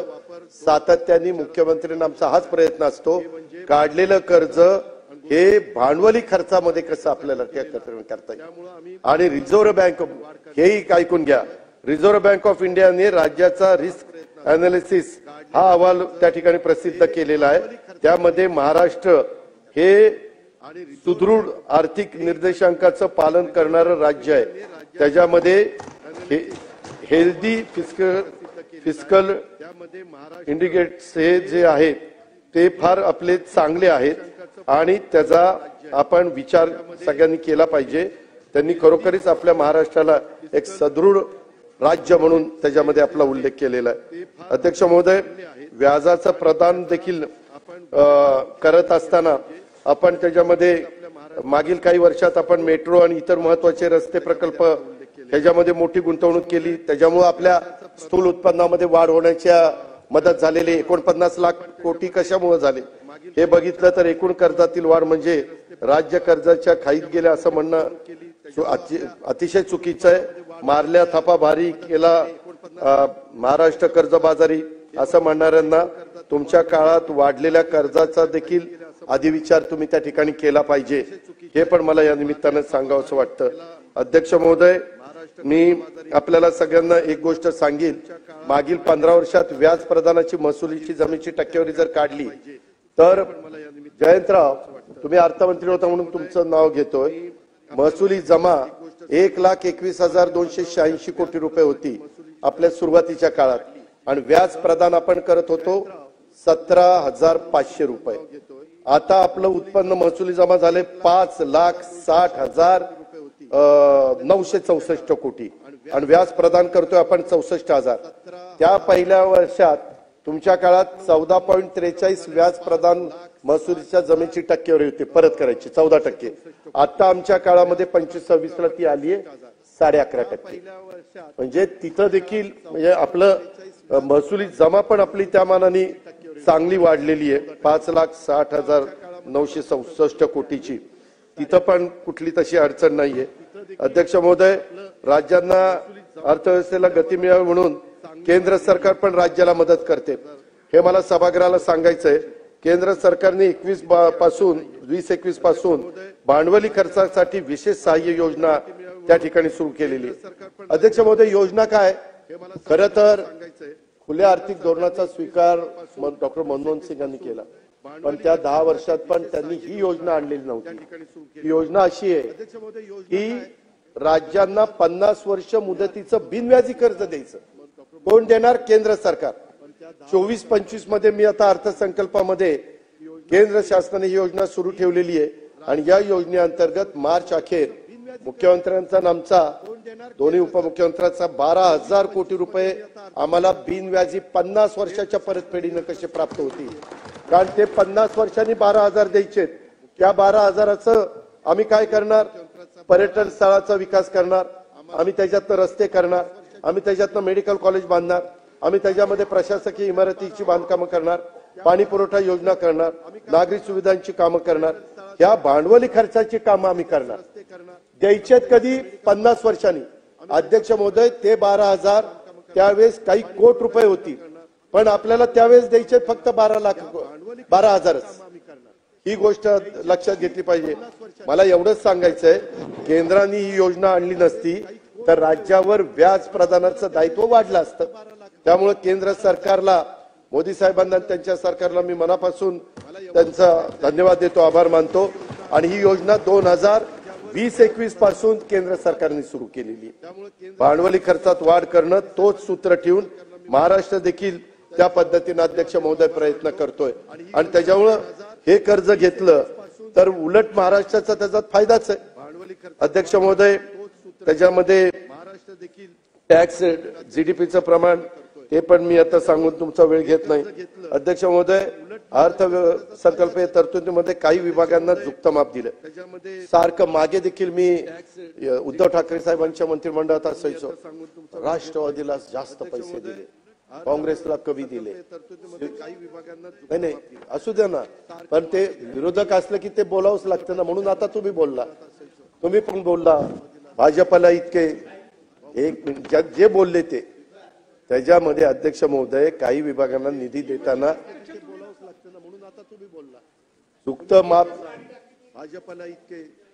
चुकतं माप दिल्याचा आरोप विरोधकांनी केला. मी काही उदाहरणं देतो. अध्यक्ष महोदय, आता वित्त विभाग माझ्याकडे, अर्थसंकल्पात मी तरतूद किती केली? 1,84,227 कोटी. निवृत्ती वेतन, व्याज आणि कर्जाकरता किती जातात? 1,78,074 कोटी रुपये. म्हणजे 6,000 कोटी रुपये फक्त वित्त विभागाकडे राहतात. नियोजनला 34,900 कोटीची रुपये तरतूद केली. जिल्हा वार्षिक योजनेला गेले 20,165 कोटी. रोजगार हमीला 5,170 कोटी.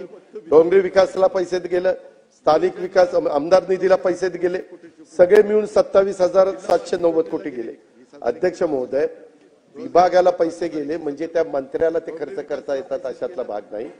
ते पैसे त्या हेडखाली त्या ठिकाणी जातात. आता लाडकी बहीण योजनेचे पैसे, आता अदिती इथं नाहीये, परंतु ते पैसे महिला बाल विकासला दिसतात.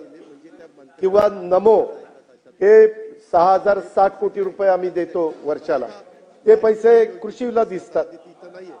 परंतु ते पैसे महिला बाल विकासाला दिसतात. किंवा नमो आता या आमदार निधीचं कुठं आलं?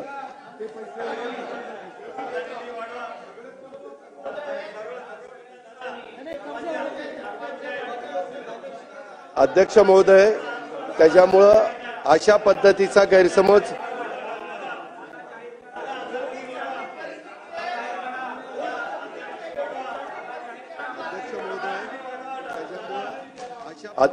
अध्यक्ष महोदय, जयंतराव सन्माननीय सदस्य, तुम्ही सिडको आणि म्हाडाला शासनाकडून हमी देण्यात आली का? सिडको आणि म्हाडाला शासनाकडून हमी देण्यात आलेली नाही. सिडको आणि म्हाडाला शासनाकडून, पण MSRDCला आणि MMRDAला ह्याला हमी दिलेली. MMRDAचे पैसे MMRDAला दिली 60,000 कोटीची, अर्थात ते पैसे त्यांच्यातच ते उभे करतात आणि त्याच्यातून त्याची परतफेड होते. परंतु सध्या त्यांना ताबडतोब पैशाची गरज होते, प्रकल्प हातामध्ये होते. MMRDAला दिली 60,000 कोटीची, अर्थात ते पैसे त्यांच्यातच ते उभे करतात आणि त्यामध्ये MSRDCला पण 33,640 कोटी रुपयाची हमी दिलेली आहे.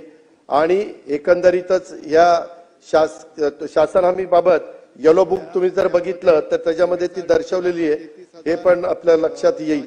मला आपल्याला एक सांगायचंय, आता काही जणांनी सांगितलं की शिवसेनेला पैसे त्या ठिकाणी आमच्या बाजूला कमी आले. MMRDAला आज 1,22,000 कोटीचे प्रकल्प राबवण्यात येत आहेत आणि MSRDCला 2,22,000 कोटीचे प्रकल्प राबवण्यात येत आहेत. 3,44,000 कोटीचे प्रकल्प मान्य असून अंमलबजावणीच्या विविध टप्प्यावरती आहेत. आता तसं जर बघितलं तर मग हेही पैसे 3,44,000 हमी दिली ना, असं काय करताय? राज्य सरकारने हमी दिली ना, म्हणजे नाही पण रिफ्लेक्ट होते ना, असं काय करता? बर काय बरोबर हमी दिली ना, असं काय करताय? राज्य सरकारने हमी दिली ना. अध्यक्ष महोदय, एकंदरीतच अनुशेषाच्या संदर्भामध्ये देखील आम्ही जरी आता बंधन नसलं तरी साधारण जो रेशो आहे तो ठेवून मराठवाडा विदर्भ याला कुठलं कमी काही पडणार नाही. मराठवाडा वॉटर ग्रीड असेल, नदी जोड असेल, शक्तीपीठ महामार्ग असेल, या सगळ्यातनं अशा पद्धतीनं आपण त्या भागाला मदत करण्याचाच प्रयत्न त्या ठिकाणी करत असतो. अध्यक्ष महोदय, त्याच्या संदर्भामध्ये एकंदरीतच मला सभागृहाला हे पण सांगायचंय की उद्योग क्षेत्रामध्ये देखील आता भास्करराव सन्मानित सदस्य भास्करराव आणि सन्मानित सदस्य जयंतरावांनी काढलेलं होतं की बाबा आपला उद्योग क्षेत्राचा वृद्धी दर कमी झालाय. तसं झालं नाही. आपल्या इथं ह्याच्या उद्योग क्षेत्राच्या वृद्धी दरात देखील पुढील काळात वाढ झालेली त्या ठिकाणी दिसते. आपला 2021ला -4 तसं झालं नाही आहे, परंतु आपण पुढे ते कसं चाललेलं आहे ते मला सांगायचंय. पुढील काळात वाढ झालेली त्या ठिकाणी दिसते. आपला 2021ला -4 आहे, परंतु आपण पुढे आणि ते मला सांगायचं. आणि सन्माननीय जयंतराव पाटील साहेब, आकडेवारी बघितली तर वीज, वायू, पाणी पुरवठा आणि खाणकाम या क्षेत्रात राज्याचा वृद्धी दर देशाच्या वृद्धी दरापेक्षा जास्त आहे. आणि जसं जसं आपलं गडचिरोलीच्या संदर्भातले आता आपले लिलाव निघतायत ते झाल्यानंतर अजून आपली परिस्थिती त्या ठिकाणी अधिक चांगल्या पद्धतीने होईल. वस्तू व निर्माण बांधकाम क्षेत्रात वृद्धी दर वाढवण्याच्या करता उद्योगांना यावेळी जाणीवपूर्वक सरकारने 6,400 कोटी रुपयाची प्रोत्साहनची गरज लक्षामध्ये करून अर्थसंकल्पात तरतूद त्या ठिकाणी केलेली आहे. त्याचबरोबर एकंदरीतच सेवा क्षेत्राचा पण मुद्दा तुम्ही त्या ठिकाणी काढलेला होता, परंतु एकंदरीत जगातच स्लोडाऊन आहे, देशात स्लोडाऊन आहे, राज्यात पण काही प्रमाणामध्ये आहे, परंतु तरी देखील आपला भारताचा वृद्धी दर सेवा क्षेत्राचा जो आहे तो 24-25 मध्ये 7.3 होता आणि महाराष्ट्राचा वृद्धी दर 7.8 आहे त्या ठिकाणी आहे. त्याच्यावर तो कसा जास्तीचा राहील त्याचबद्दलचा प्रयत्न हे सरकार त्या ठिकाणी करतंय. एकंदरीतच दरडोई उत्पन्नाच्या बाबतीमध्ये मात्र मी तुमच्या मताशी सहमत आहे, कारण 6 जिल्हे मुंबई, पुणे, ठाणे, रायगड, नाशिक, नागपूर या 6 प्रमुख जिल्ह्यातच राज्याच्या अर्थव्यवस्थेचा वाटा 60% आणि बाकीच्या 24 जिल्ह्यात देशाच्या दरडोई उत्पन्नापेक्षा ते कमी आहे.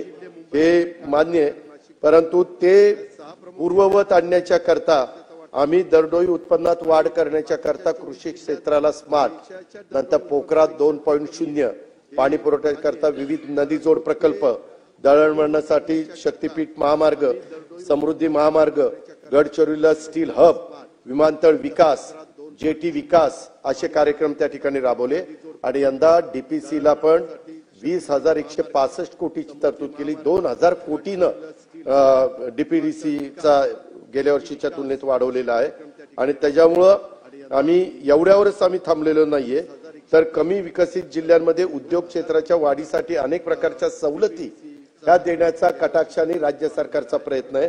आर्थिक सल्लागार समितीने देखील शिफारसी केल्या आहेत, त्याच्या अंमलबजावणीचं काम आम्ही आता मित्रा म्हणून एक संस्था काढलेली आहे. जागतिक बँकेच्या सहाय्याने राबवण्यात येणाऱ्या महास्ट्राईड प्रकल्पाद्वारे देखील ह्या जिल्ह्यांना अधिकच कसं मित्रा म्हणून एक संस्था काढलेली आहे.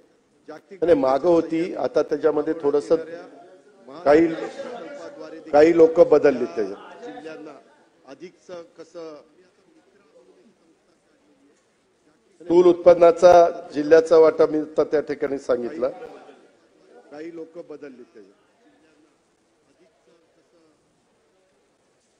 अध्यक्ष महोदय, काही मी सभागृहाला ही पण गोष्ट सांगू इच्छितो की काही जे प्रकल्प आहेत, वैनगंगा नळगंगा नदी जोड प्रकल्प, हा कुणाला फायदा होतोय? नागपूर, वर्धा, अमरावती, यवतमाळ, अकोला, बुलढाणा ह्या जिल्ह्यांना. दमणगंगा एकदरी गोदावरी नदी प्रकल्प मराठवाड्यातील छत्रपती संभाजीनगर, जालना, बीड, परभणी या मराठवाड्यातील दुष्काळी क्षेत्राला.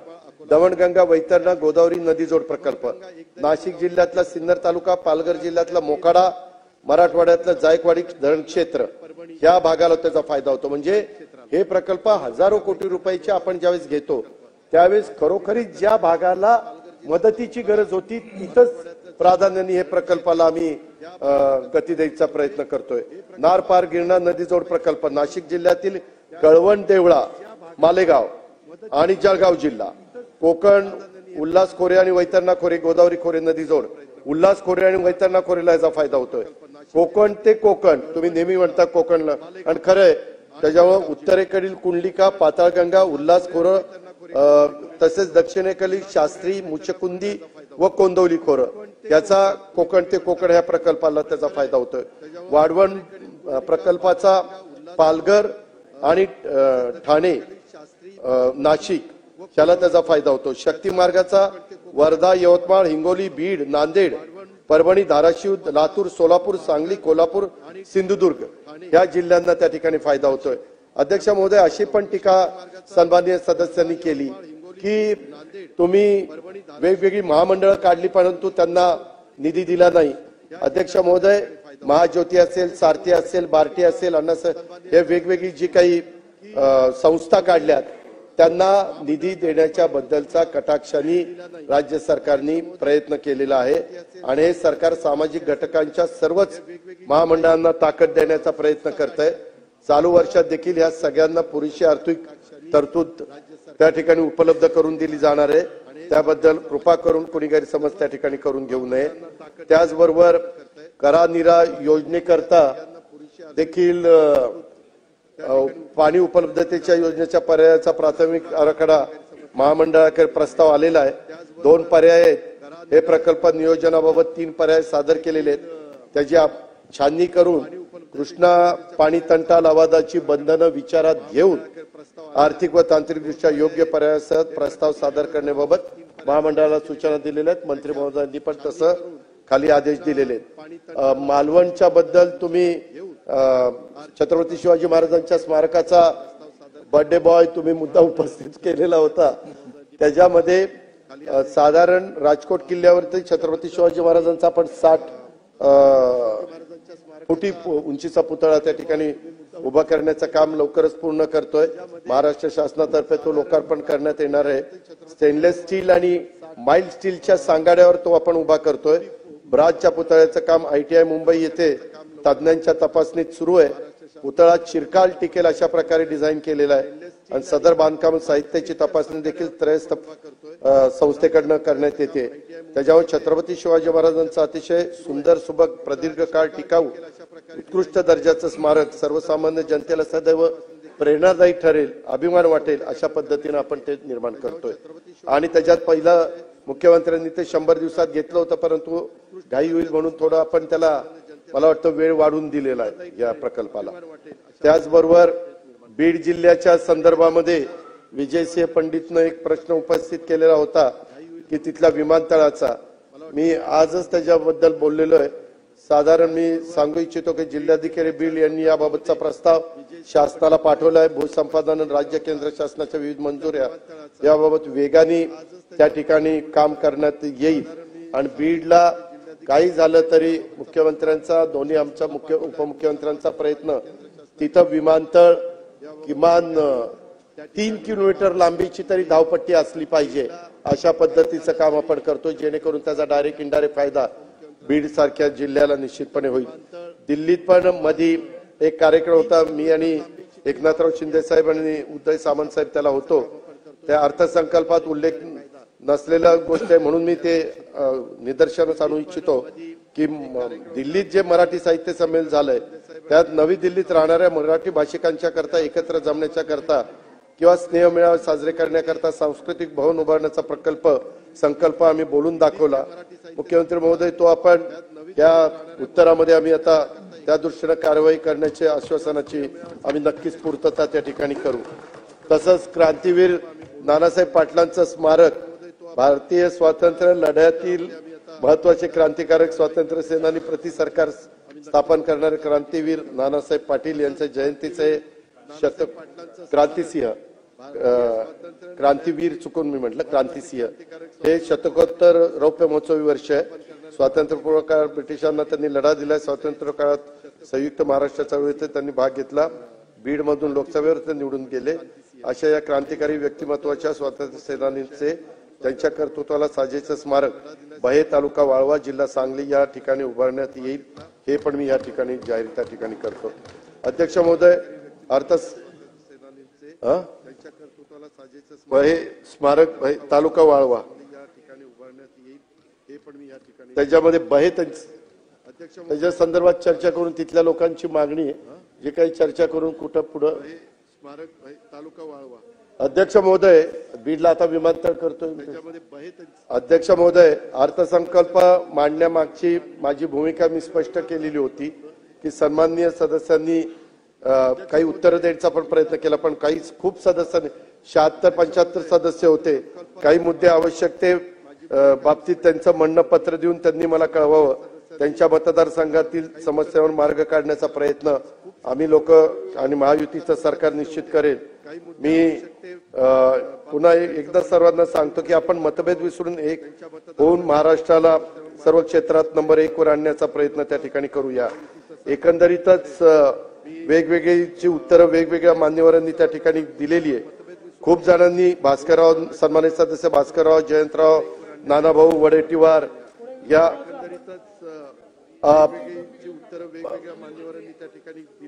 पुरंदरच्या पुणे विमानतळाच्या संदर्भातलं नोटिफिकेशन आपण काढलेलं आहे, त्याच्यामध्ये कुठली पण अडचण येणार नाही। आणि स्वतः पुरंदरच्या पुणे विमानतळा त्याच्या संदर्भामध्ये निधीची कमतरता त्या ठिकाणी पडून दिली जाणार नाही। अध्यक्ष महोदय, या वडेट्टीवार साहेब या मान्यवरांनी एकेकाळी सरकारमध्ये होतो, त्याच्यामध्ये अनेक मान्यवर होते, परंतु बोलत असताना कश्ती डुबी लेकिन पाणी कम था असंही काहींनी सांगितलं। आता तिकडचं पाणी कमीच व्हायला लागलेलं आहे, त्याला मी काय करू, त्याचा विचार तुम्हीच लोकांनी केला पाहिजे। एकेकाळी माझ्या सोबत असणाऱ्या सन्मान्य सदस्य भास्करराव, सन्मान्य सदस्य जयंतराव, सन्मान्य सदस्य नानाभाऊ पटोले साहेब, सन्मान्य सदस्य विजय वडेट्टीवार साहेब, त्याच्यामध्ये ह्या सगळ्यांना मला सांगायचंय, एकेकाळी तुम्ही माझ्या बरोबर होता। सर्व मान्यवर माझ्या अर्थसंकल्पातल्या त्रुटी काढत आहेत, त्यांना मी एवढंच सांगू इच्छितो, ठीक आहे, तो त्रुटी काढण्याचा तुम्हाला अधिकार आहे। कमजोरिया मत खोज, तुम्ही माझ्या बरोबर होता, सर्व मान्यवर माझ्या अर्थसंकल्प मुझमें मेरे दोस्त, कमजोरिया मत खोज मुझमें मेरे दोस्त, एक तू भी शामिल है मेरी कमजोरी में, ये भी याद रखना। जयंतराव, आपण भाषणामध्ये बरंच काही सांगितलं, संत तुकारामाचे अभंग घेतले नाहीत, एकनाथरावांना तुमच्या सगळं तुमच्यासाठी आपण भाषणामध्ये बरंच काही सांगितलं, त्याच्यामध्ये आम्ही संत तुकाराम महाराजांना विसरलो नाही, एकनाथ महाराजांना त्या ठिकाणी विसरलो नाही, एकनाथराव शिंदेंना पण आम्ही विसरलेलो नाहीये. हे सगळेजण तुम्हाला मी सांगतो, कालच जगद्गुरु संत तुकाराम महाराजांच्या नावाचा पुरस्कार आमच्या एकनाथराव शिंदे साहेबांना त्या ठिकाणी मिळालेला आहे. असे आमचे एकनाथराव शिंदे आहेत. आणि खरं तर तुम्हाला मी सांगतो, कालच जगद्गुरु संत तुकाराम महाराजांच्या नावाचा त्या संस्थांनी दिला पुरस्कार. कोण देतो तेही विसरला का इतक्या कमी दिवसात?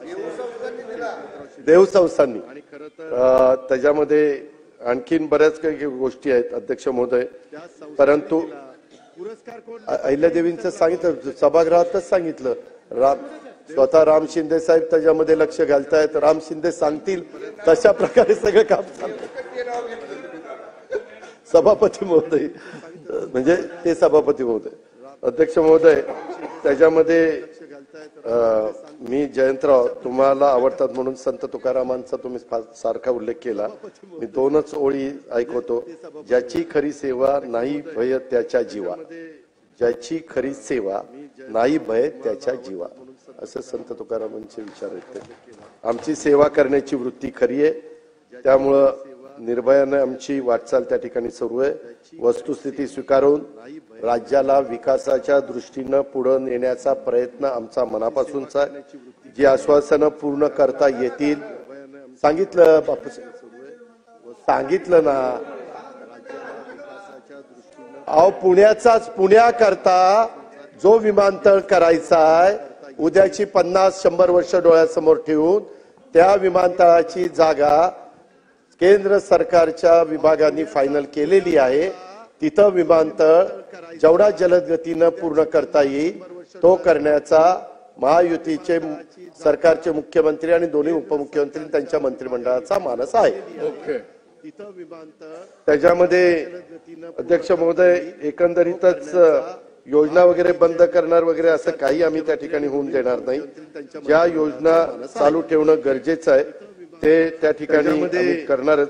भास्करराव, तुम्ही सुरुवातीला भाषणात वृक्षदादा आता रसिक झाले असं माझं त्या ठिकाणी कौतुक केलेलं आहे, परंतु माझ्या डोळ्यावर झापडं नसून माझा व्यापक दृष्टिकोन आहे, हे आपण लक्षामध्ये ठेवा.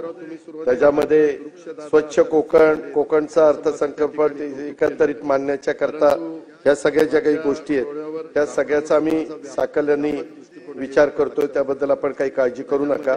कोकणला जेवढं देता येईल तेवढं देण्याचा आम्ही मनापासूनचा प्रयत्न त्या ठिकाणी करू, कारण कोकणनी आम्हाला भरभरून दिलेला आहे. मला वाटतं सन्माननीय सदस्य भास्करराव सोडले तर सर्व सन्माननीय सदस्य महायुतीचेच त्या भागातून निवडून आलेले सगळे. तर त्याच्यामुळं आम्ही म्हणजे निवडून आले म्हणून नाही, राज्याला मी नेहमीच सांगतो की कोकणला इतर भागाला मिळतं तसं कोकणला दिलं जात नाही. इतर भागाला सोयाबीनला मिळतं, कापसाला मिळतं, अनेक गोष्टीला त्या ठिकाणी मिळतं. त्याच्यामुळे आपण अनेक सन्माननीय सदस्यांनी त्याच्यामध्ये जे काही सांगितलेलं आहे त्याच्यामध्ये एवढंच मी सांगेन, राज्याच्या विकासासाठी पाठीशी असल्यानं तुम्ही सगळेजण एक आम्हाला नवीन ऊर्जा मिळते. अथक प्रयत्नांनी आपण सर्वांचं सहकार्य घेऊन महाराष्ट्राला विकासाच्या शिखरावर त्या ठिकाणी नेण्याचा आमचा सगळ्यांचा निश्चितपणे प्रयत्न आहे आणि नक्कीच तो पूर्तीस जाईल याबद्दल मला अजिबात शंका नाहीये.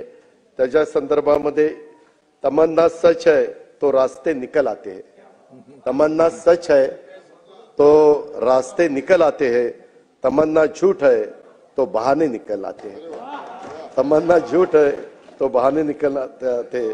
आमची तमन्ना म्हणजे इच्छा खरी आहे, त्यामुळं यातून आम्ही नक्कीच मार्ग काढू त्या आणि विकास चक्राला गती त्या ठिकाणी देऊ. आम्ही यशस्वी होऊ, त्यामध्ये कुठल्याही प्रकारची अडचण येऊन देणार नाही हे मी सभागृहाला या चर्चेच्या उत्तराच्या निमित्तानं सांगू इच्छितो. आणि कुठल्याही परिस्थितीमध्ये ज्या अपेक्षेने महाराष्ट्रातल्या जनतेने महायुतीच्या सरकारला प्रचंड बहुमताने निवडून दिलेलं आहे त्या विश्वासाला अध्यक्ष महोदय आम्ही कदापि तडा जाऊन देणार नाही. त्यांना कुठेही आम्ही अंतर त्यांच्यात आणि आमच्यात पडू देणार नाही. वाटेल ती किंमत मोजावी लागली तरी चालेल, परंतु आम्ही त्यांच्यातलं आणि आमच्यातलं अंतर हे अतिशय कमी जे निवडणुकीच्या काळात होतं तेच प्रत्येक निवडणुकीच्या काळात राहील अशा प्रकारचा प्रयत्न आमचा राहील. धन्यवाद. जय हिंद, जय महाराष्ट्र. आता अर्थसंकल्पावरील चर्चा समाप्त झाली आहे. सर्वसाधारण चर्चे भास्करराव याच्यात राईट टू रिप्लाय नाही, सर्वसाधारण चर्चा आहे. माननीय उपमुख्यमंत्री तथा याच्यामध्ये राईट टू रिप्लाय नाही, ही सर्वसाधारण चर्चा आहे. अध्यक्ष महोदय, मी मौलिक आपल्या नियम अनुमतीने 57 अन्वय अर्थसंकल्पातील प्रस्ताव. आंदोलन